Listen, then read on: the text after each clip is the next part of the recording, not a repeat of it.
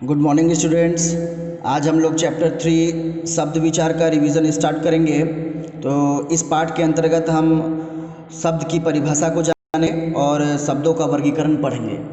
तो आज हम लोग शब्द की परिभाषा पढ़ेंगे और शब्दों के वर्गीकरण का प्रथम जो आधार है उत्पत्ति के आधार पर हम लोग आज इसके अंतर्गत आने वाले शब्दों को पढ़ेंगे।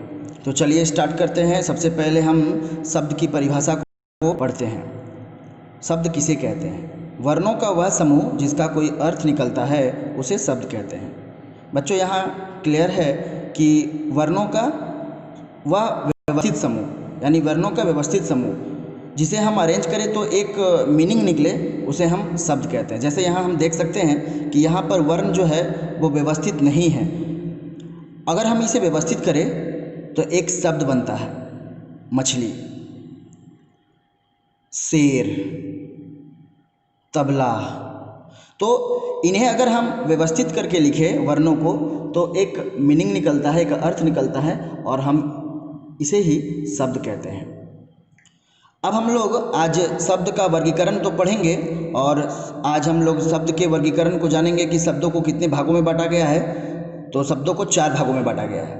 आज हम लोग पहला प्रकार उत्पत्ति के आधार पर शब्द के कितने भेद होते हैं यह पढ़ेंगे।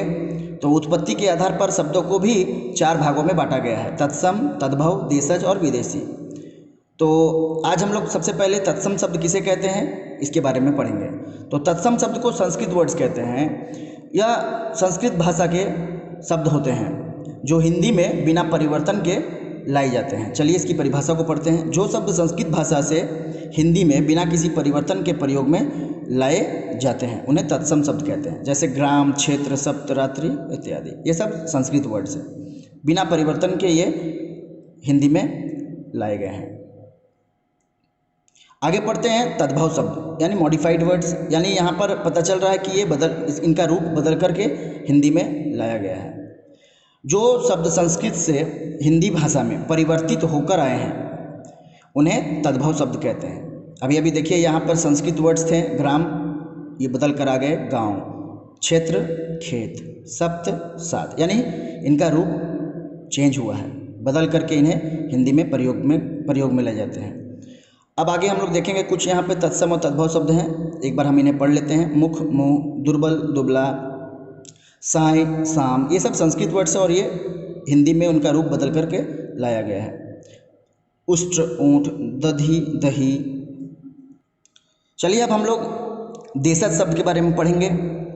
देशज यानी हमारे देश में जन्म लेने वाला शब्द। ऐसे शब्द जो हमारे देश में जन्मा हो ऐसे शब्दों को देशज शब्द कहते हैं। जैसे थैला, पगड़ी, पेट, लोटा, डिबिया इत्यादि, ये शब्द हमारे देश में ही जन्म लिए हैं। इन्हें हम आमतौर पर बोलते हैं। ये शब्द हम अपने रोज़मर्रा की ज़िंदगी में इस्तेमाल करते हैं। चलिए अब आगे पढ़ते हैं विदेशी शब्द यानी फॉरेन वर्ड्स। आजकल फॉरेन वर्ड्स का बहुत बोलबाला है, तो चलिए देखते हैं फॉरेन वर्ड्स यानी विदेशी शब्द किसे कहते हैं। जो शब्द अंग्रेजी, फारसी, अरबी, चीनी और पुर्तगाली आदि विदेशी भाषाओं से हिंदी में आए हैं उन्हें विदेशी शब्द कहते हैं। जैसे यहाँ पे कुछ दिए गए हैं अंग्रेजी भाषा के कुछ शब्द हैं, जैसे कोर्ट, स्टेशन, स्कूल, ये सब अंग्रेजी भाषा के शब्द हैं जो हिंदी में आए हैं, जिनका इस्तेमाल हम लोग आज अपनी डेली लाइफ में करते हैं। आजकल इन्हीं शब्दों का बोलबाला है।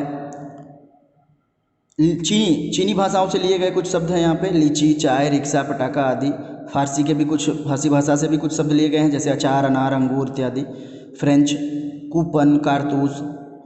तुर्की भाषा से लिए गए कुछ शब्द हैं, कूली, बाबा, दरोगा, बेगम। पुर्तगाली भाषा से कुछ शब्द लिए गए हैं, जैसे पपीता, गमला, चाबी, बाल्टी आदि। तो बच्चों आज हम लोग उत्पत्ति के आधार पर भाषा के जो 4 भेद थे उनके बारे में पढ़े। तत्सम शब्द, तद्भव शब्द, देशज शब्द और विदेशी शब्द। नेक्स्ट क्लास में हम लोग आगे रचना के आधार पर और अर्थ के आधार पर और प्रयोग के आधार पर शब्दों के भेद को पढ़ेंगे। धन्यवाद।